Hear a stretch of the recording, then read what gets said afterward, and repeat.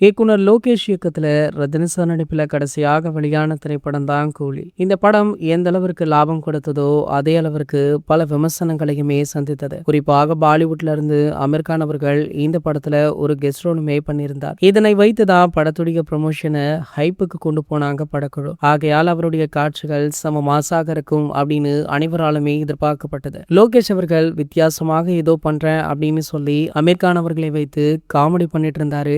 ஆகையால அமீர் கானுடைய காட்சிகள் மிகப்பெரிய அளவுல ட்ரோல் செய்யப்பட்டது. அதுவே படத்திற்கு நெகட்டிவ் விமர்சனங்களையுமே உள்ளே கொண்டு வந்தது. ஆகையால பாத்தீங்கன்னா கூலி திரைப்படம் ஒரு சில நேர்மறையான விமர்சனங்களையுமே சந்தித்தது. இதனடுத்து லோகேஷிற்கு பல பட வாய்ப்புகளுமே பறிபோச்சு. குறிப்பாக ரஜினிகாந்த் சார் கமலஹாசன் அவர்களை வைத்து இவர் அடுத்ததாக மிகப்பெரிய ப்ராஜெக்ட் ஒன்று பண்ணுவதாக இருந்தது. அது லோகேஷிடமிருந்து நெல்சனிடம் சென்றது.